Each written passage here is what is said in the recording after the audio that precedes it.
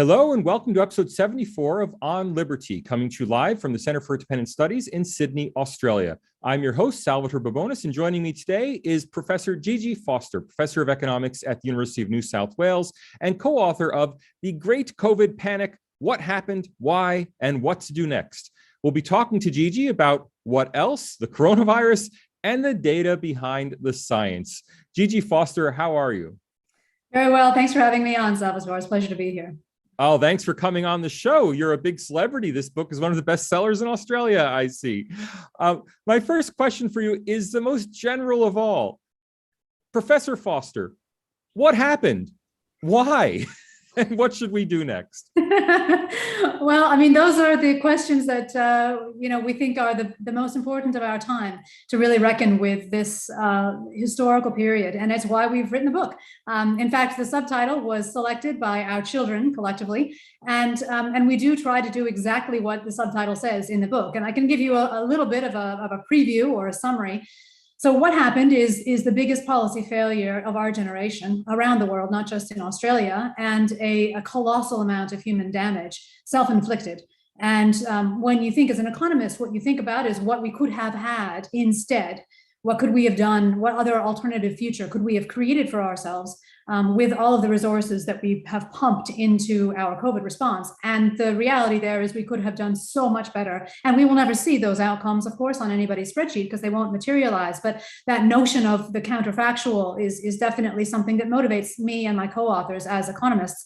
But even if you don't have a clear picture of that counterfactual, you can very easily understand this book. And particularly its chapter 5, the tragedy, shows what the scale of the damage was and in what areas the damage has taken place and will continue to take place over the next generation. So that's what's happened. Why it's happened is basically a multi-part answer. So I can't give an easy one, but I will say there are political reasons. There are reasons to do with concentration in industries, reasons to do with science going bad, reasons to do with all sorts of different power dynamics, basically, and loyalty dynamics, as well as a very important role played by crowd psychology, which I think many people didn't anticipate. I certainly didn't anticipate it because really we haven't seen a crowd like this in our generation. And so we have chapters on each of these really important phenomena that have been part of what has created this mess for us. And what to do next? Well, there are many lessons to draw from this period, but one of the most important, we feel, is the need to, as we move forward, create ways to inject more diversity of thought and perspective into the decision-making bodies of our societies. And this means not just in terms of politics, but also in terms of science. We need to find ways to better understand and incorporate diverse perspectives in order not to go so stupid so fast, as we've seen in Australia and around the world, but Australia has been a particularly bad example. And for those of you who are joining late, we are talking to Professor Gigi Foster, co-author of The Great COVID Panic, What Happened, Why, and What to Do Next, available now from the Brownstone Institute. Gigi, we can't talk to an economist without talking cost benefit. Now, you just telegraphed in your opening remarks how we could have had different uses for the kinds of money that was spent on coronavirus. What were the costs of dealing with coronavirus, and what could we have done differently? So great question. And it's one that our governments should have been the ones to answer. After all, the governments were the ones in March and April of 2020 that were setting in place these very draconian restrictions on basically normal life and normal liberties.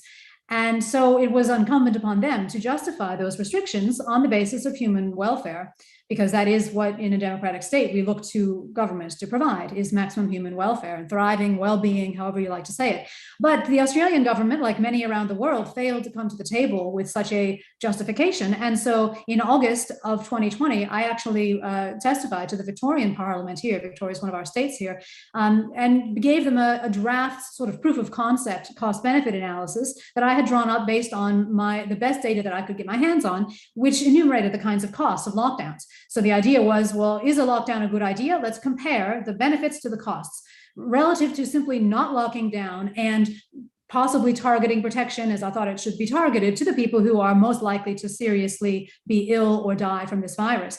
And the kinds of costs that just were not being accommodated by the government included things like crowded out healthcare, direct mental health damage by being isolated from other people and unable to work, and children whose schooling had been disrupted, who would be then suffering in the short run and the longer term, as their human capital, as we call it, would be damaged by that, and many other different kinds of costs. And I essentially enumerated these, showed a way in which, from an economic standpoint, these costs could be accommodated, and then compared them to my very generous estimate of the benefits of locking down. Now, as it happens now, with 18 months of hindsight, we can say for sure that lockdowns do not actually reduce deaths with COVID.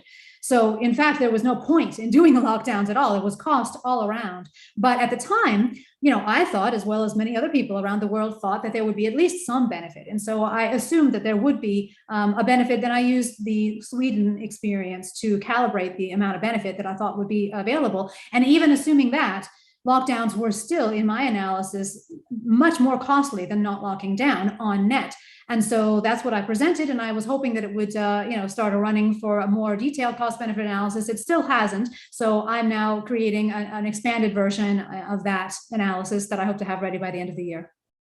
Now, we are a live show. Let me say a quick hello to Christopher, Leanne, Locke, and Anthony. We miss you. Looking forward to having you back next week. We would love to take some questions from the audience, so please do get your questions in, and we will feed them through to Professor Foster. Gigi, you said something very provocative in your last answer. You said that lockdowns did not actually save lives. Can you walk us through that highly provocative claim? Sure.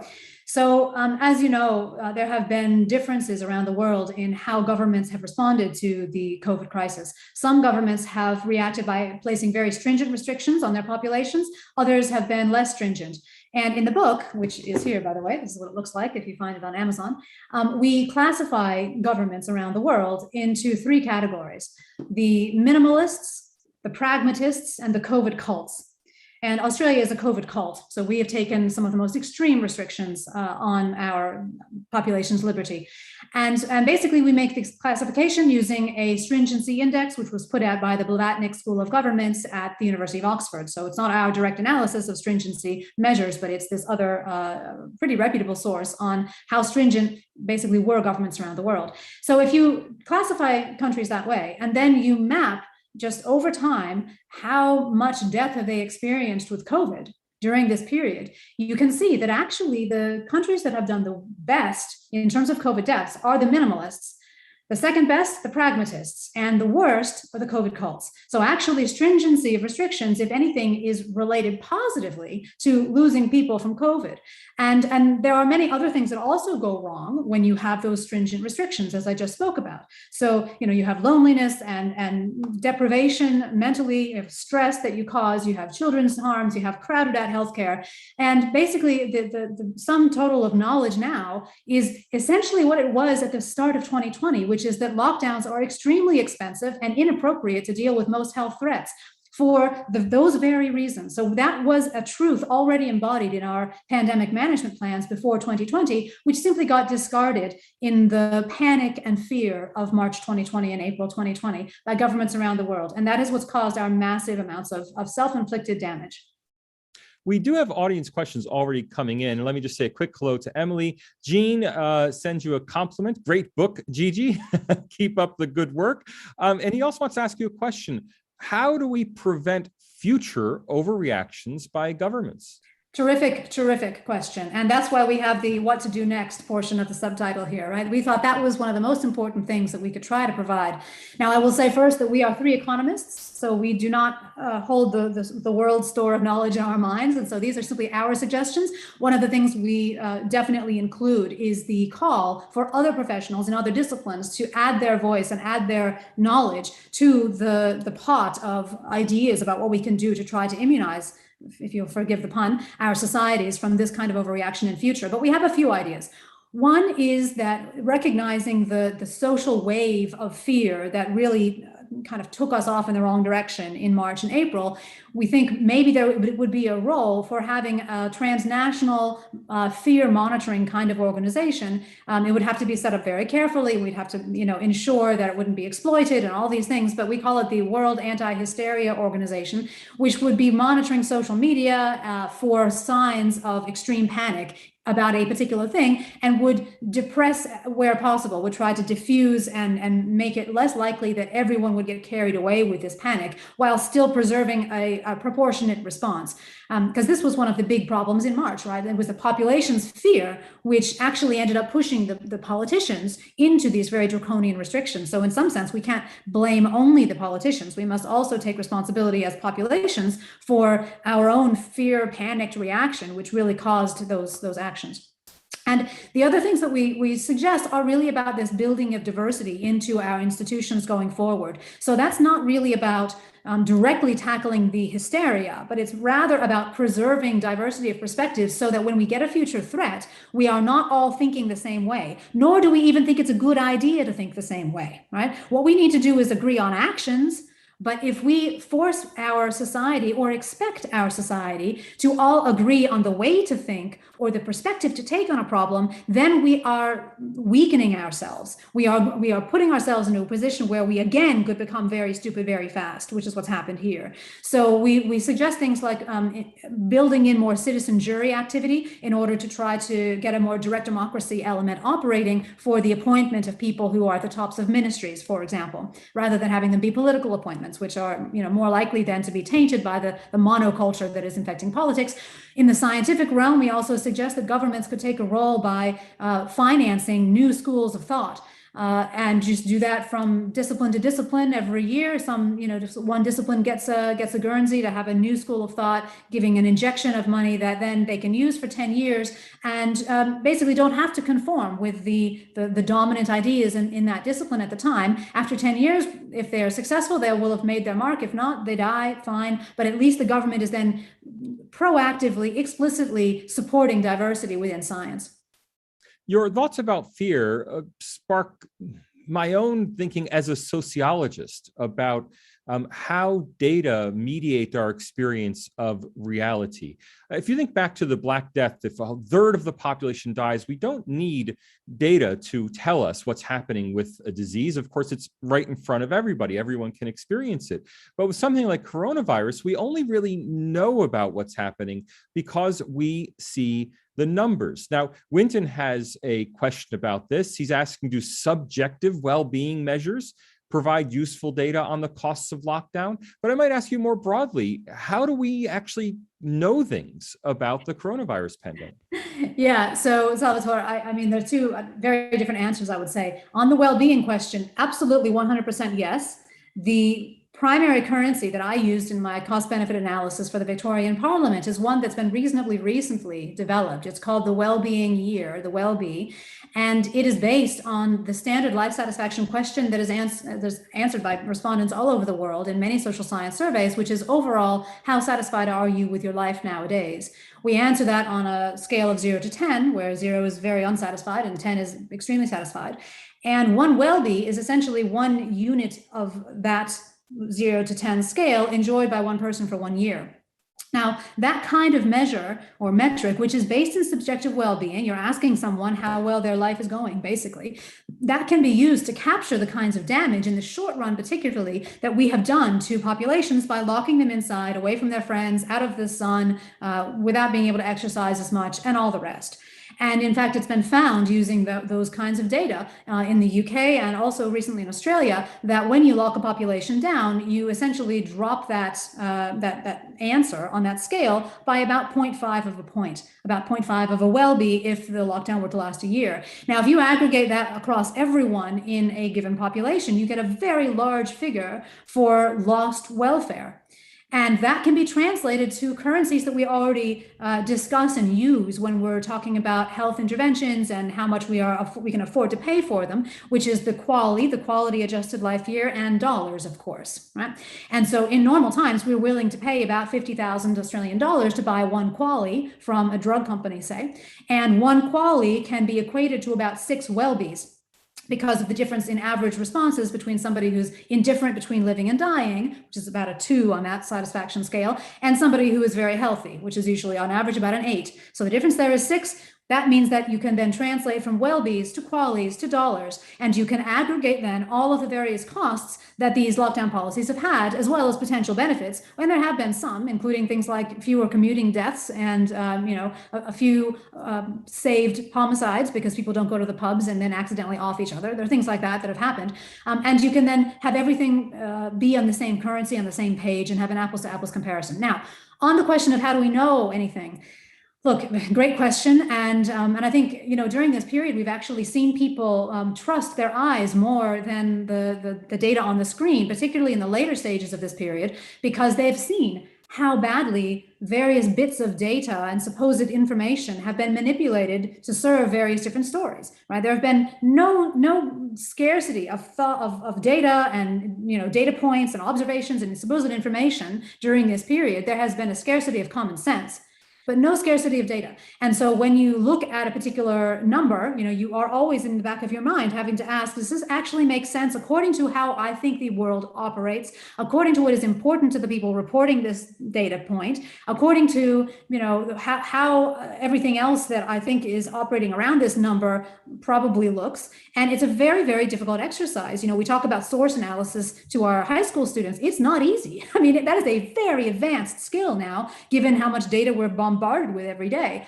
So in the book, we go through a number of examples of how to think about data and how data can be misused by both journalists and scientists and politicians to come up with ideas that maybe they initially thought were correct and then just took hold and couldn't be dislodged, which is one of the things that's happened in science, or even just to cherry pick and generate a story which was convenient for them for political reasons. So both of those kinds of manipulation have happened, and we try in the book to educate our readers about how that happens.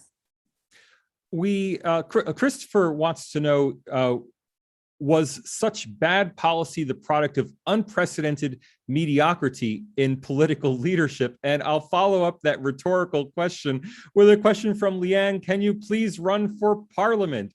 Which I suppose depends on you renouncing your American citizenship.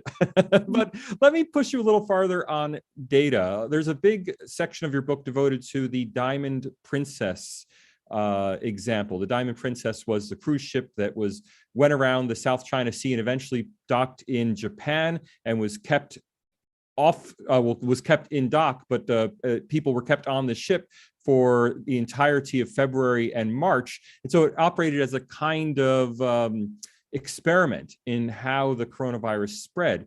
And a lot of our understanding of how deadly the coronavirus was came from the case fatality rate emerging from the Diamond Princess. But your book has a thoroughgoing reanalysis of those case fatality rates. Whose numbers should we believe about how deadly the coronavirus is? Well, this is as we call it in the book, the bog of statistical virulence measures. There are many different measures of virulence. There's the case fatality rate, the infection fatality rate, and the population fatality rate.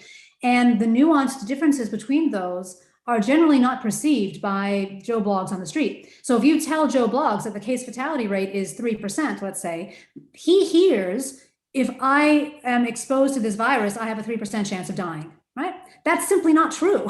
And the reason is because the identification of a case is something that happens only when someone goes to get tested, fronts up to the doctor's office with symptoms, etc. And in the case of the coronavirus, we know that there's an awful lot of asymptomatic infection going around.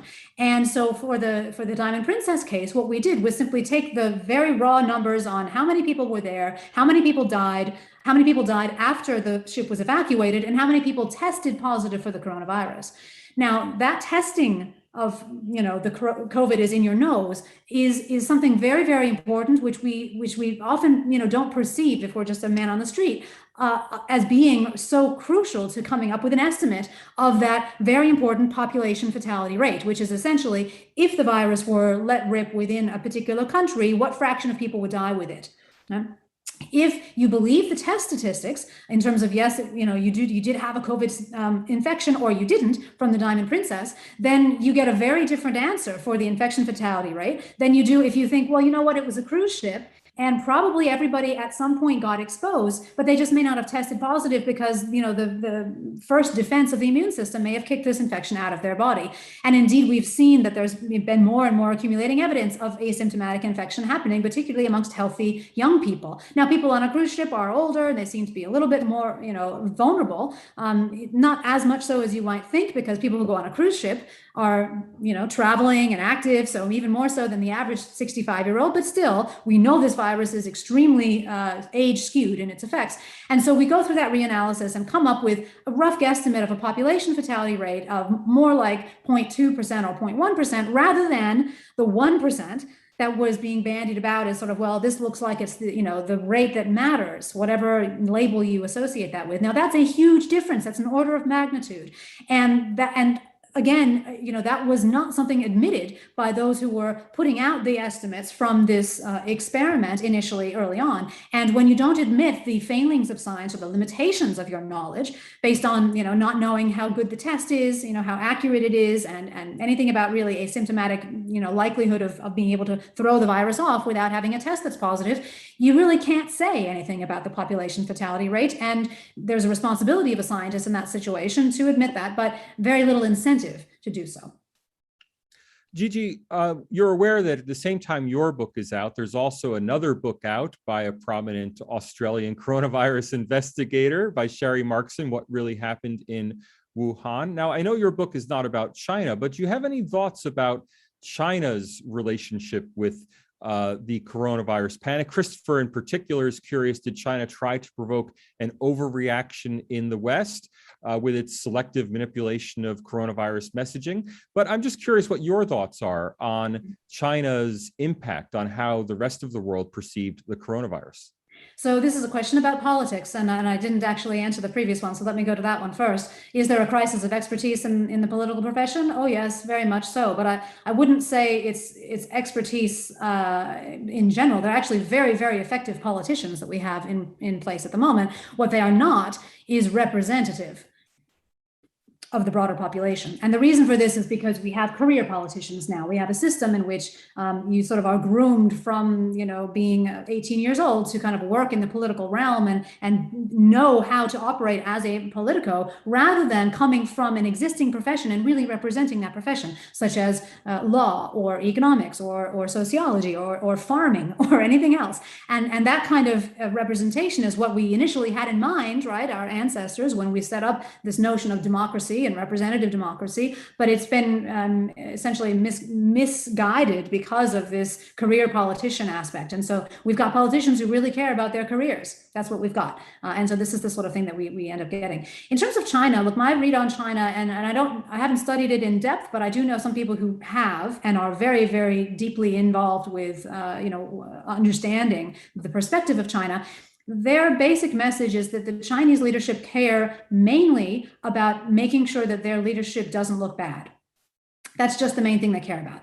And so in the March 2020 or April 2020 context of where, they had been locking down Wuhan. In fact, I'm reading that What Really Happened in Wuhan book right now. It's on my table. In that context, they would have had the desire to make sure that their lockdown response was not seen as stupid by the rest of the world. And so to that extent, sure, there's an incentive to get other people to do it so that it doesn't look so dumb, right? And so that I would believe that there is an image concern on the part of the Chinese leadership to make sure that they don't get made fun of or otherwise pilloried or just criticized in any way. They're much more sensitive to that, I think, even than our politicians, who of course also don't want to be seen to be stupid. And this is one of the reasons why we've seen this the trajectory of political decisions that we have, including most recently the politicization of medical decisions, because the politicians need it. That's why, for image reasons.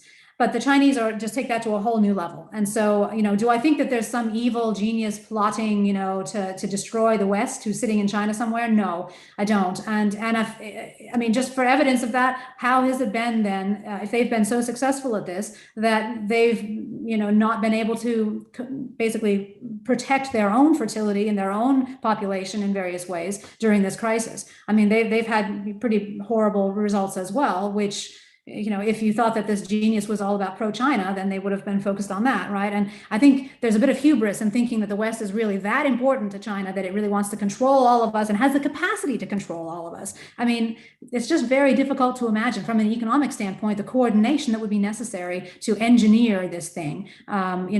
Socially engineer everybody's response. And so we also have a section on the book about exactly that, asking whether it could be that somebody planned this and it's all kind of falling out as per his plan. As a reminder, we're talking to Professor Gigi Foster about her new book, The Great COVID Panic: What Happened, Why, and What to Do Next. Gigi, you do highlight in your book a scientific establishment drunk on power. That's my words, not yours, but that's the message I got. Benjamin has a question. Are our politicians innocent victims of a health bureaucracy, inducing a mass psychosis that led to a panicked decision-making? Or were the politicians knowingly exploiting the disaster for their own political gain? So that's a really great question. And I would point the readers to the characters we have in the book that show the different ways in which people have responded to the events that have unfolded. One way is in this sort of fear and desire for protection and not really thinking about exploitation of others, but just being scared. That's what we call our Jane character. Then there's a character called James, who is an opportunist. And James has operated in governments and also in industry during this period. And he has looked for advantage in the various kinds of things that have happened. And I do think that many of the politicians during this period have been Jameses, but James doesn't necessarily always have to be consciously trying to exploit others' disadvantage. So an opportunist during this period may have just simply been following his own incentives. He may be at some point, inside himself a good person. He wants to tell himself a rationalization about why he's done the right thing. He will eagerly soak up the statements from the chief health officers about how this is all about protecting public health. And he will want to believe that very badly, because if the mirror is posed to him and he has to look in the mirror and say, oh, I betrayed my populations during this period, my decisions directly killed people, he would have a crisis, an internal psychological crisis, And if we forced our politicians all to do this now, I think we would have, and we were successful, we would have a whole generation of them with PTSD for the rest of their lives. So in some sense, we, the resistance, and I do see it as a resistance movement of people who are trying to speak sense about COVID and COVID policymaking, we must be the ones to be gently turning the people who have bought into this mainstream narrative and even inflicted it upon us. We have to gently approach them and figure out ways to engage them and get them to turn away from this damaging ideology, because they're not going to do it. Right? When somebody is brainwashed and a member of a crowd, you know how crowd dynamics works, Salvatore, because you're a sociologist. When somebody is in that situation, they cannot see for themselves what is happening. And in fact, they project onto the resistance saying, oh, those people are, in a fog and they're following conspiracy theories and they're, completely misguided and they've been taken down the rabbit hole. It's the opposite. Right? I mean, according to me, at least, some people will disagree, of course, but my perspective is that those people who have been most part of the problem are the ones who are the most deluded and must be helped by us to try to recover. Sadly, we do have to start wrapping up.